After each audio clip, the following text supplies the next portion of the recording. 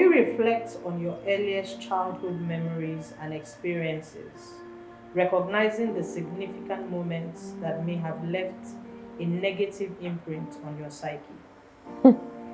You're about to open a can of worms.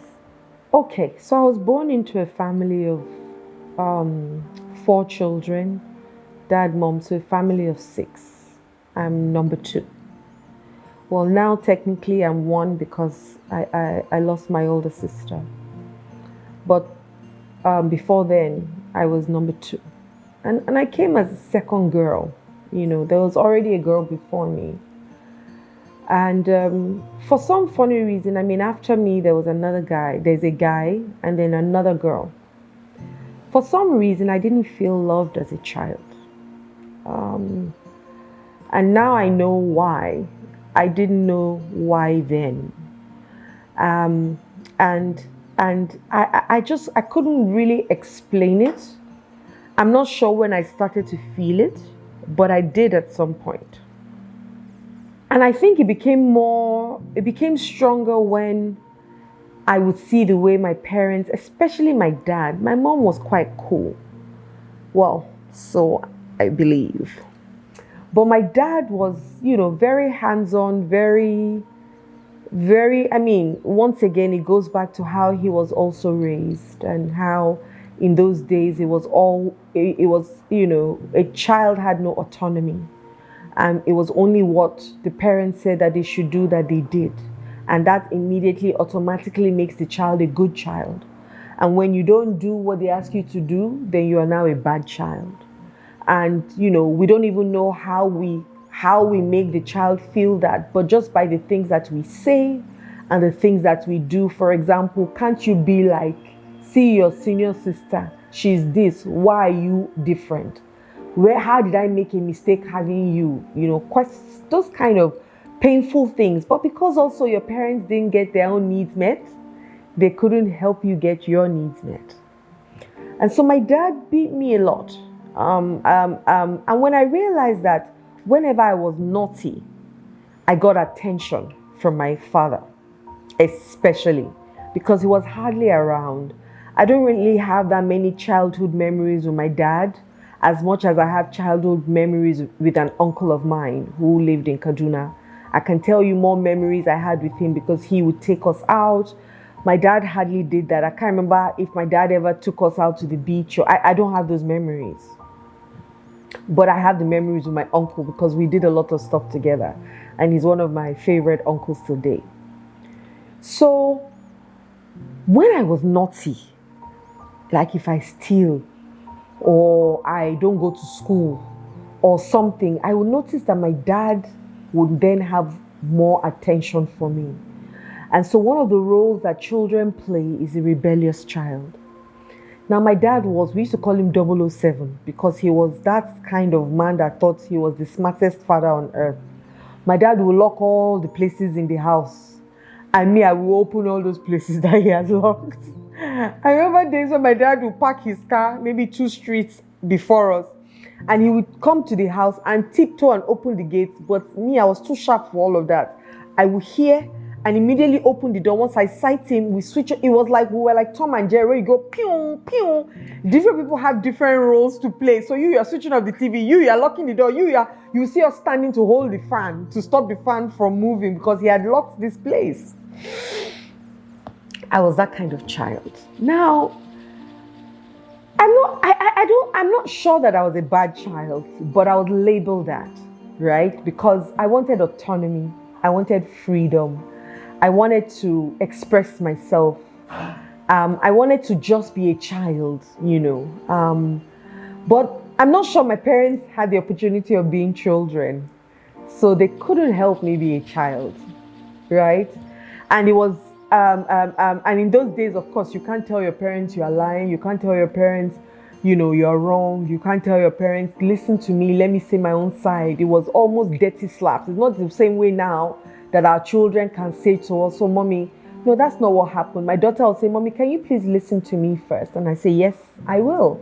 Or if I say, "Mommy, can you help me do something?" She says, "Mommy, can I finish what I'm doing first before I go to do it?" And I say, "Yes, you can." If it was in my time, is with slap and kicks. That is it your father you are talking to, right? And so we grew up with we didn't have autonomy.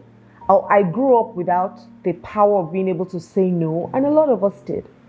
And so now, of course, it became very hard for me to say no in my older years because I didn't learn how to say no.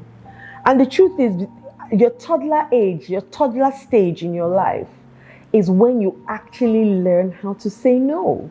This is when you're almost breaking away from your parents or your mother especially, because you were in her womb for a long time. So your infancy state was when you were, trying to understand, okay, I'm out of here. I'm out of the womb now. I'm now in this world.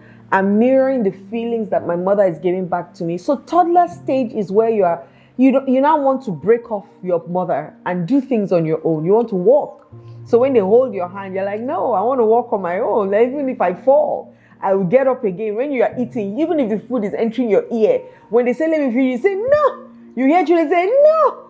Everything is no, right? Because that's the stage where there's like a little bit of a wanting to have their own space, be themselves, away from their mother.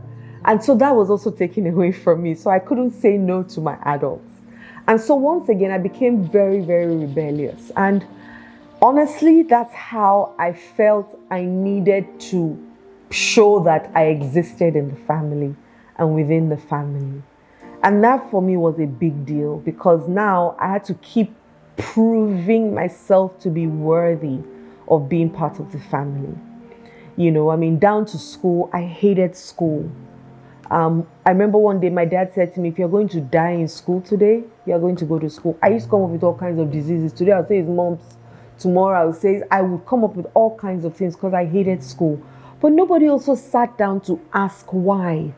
Was it the mode of teaching? Was it my understanding? Did I have dyslexia?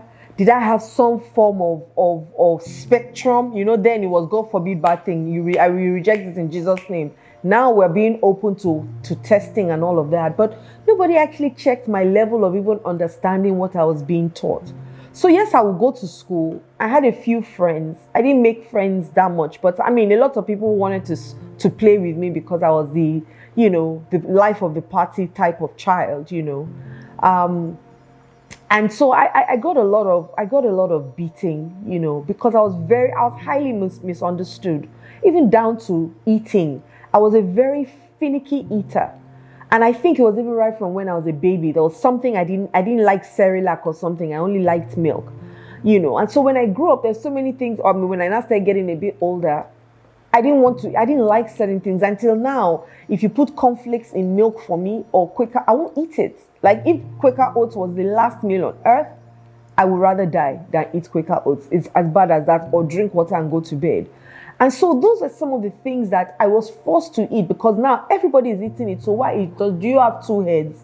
So even on top food, my auntie will hold a bastic. And for all those who is a wooden stick, they will beat me. So I had to close my nose to throw food down my mouth and then just throw water in it just to be able to swallow it. Because then if I said, okay, I won't eat it for breakfast, I will wait for lunch. So when they now realize that, I won't eat it for breakfast, they'll now say to me that if I don't eat it for breakfast, I'll eat it for lunch. If I don't eat it for lunch, I'll eat it for dinner. So I now didn't have a choice, right? I was forced to eat this food by force. So they've taken away my no. They've taken away my right to wanting to eat certain things or not eat certain things that I don't like. If I went to go and steal food to eat, they would beat me. So really, at what point where do you get off, right? And then of course, on top of it, they'll call you the black sheep of the family. You are the different one. Then on top of it, I was also very skinny. And they will always talk about my weight. So I felt like I had a disease as a child because I was skinny. They'll say, look at my skinny features. And if you can tell now, you can see my skinny nails. But it's okay, or my fingers. I had a very long neck. I had bones showing everywhere. So I remember my grandfather always asking my mom then, are you feeding this child? Now rather than them to take cue from that so that they can feed me properly, they wanted to show me that they are the adults.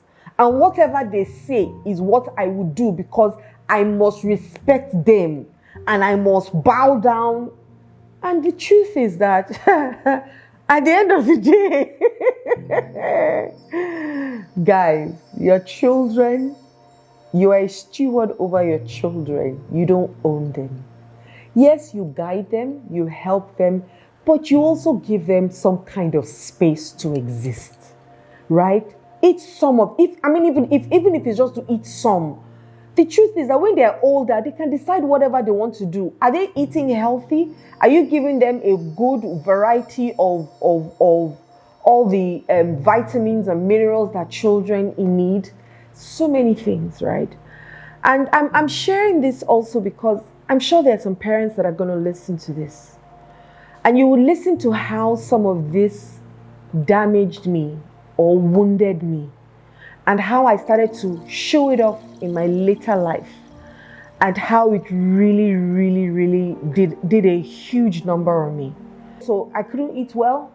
I looked very skinny and sick.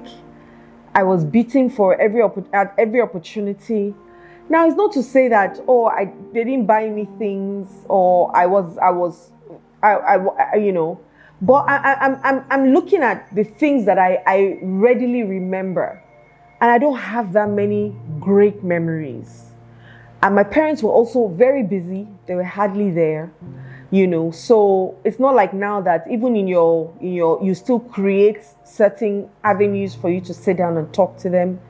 There were a lot of conversations I couldn't have with my parents because I didn't feel understood and I didn't feel heard by them. Because everything I say, they'll tell me I don't know what I'm saying, I should shut up or something, so it wasn't the best. So why am I saying some of the things that I've said intentionally? I'm using certain words intentionally. My parents also didn't get their needs met as children. They also had parents who didn't know how to be a parent to them. And we can argue it out and say, okay, but they did their best. Yes, I completely agree. They did their best. But my question is, what school do people go to become good parents? That's my question. What school do we go to? For us to be doctors, we go to school for 8 years. For us to be lawyers, we go to school, then we go to court, then we go to law school. We do a little bit of work.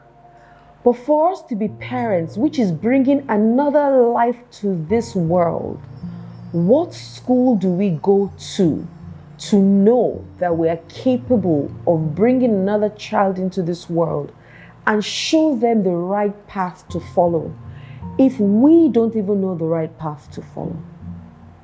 So a lot of us have no business being parents. A lot of us. Unfortunately, we have 5 children already. What are we going to do differently? Are you going to go back and reparent yourself? Truth? Parenting is about the parents. Otherwise, it would have been called children.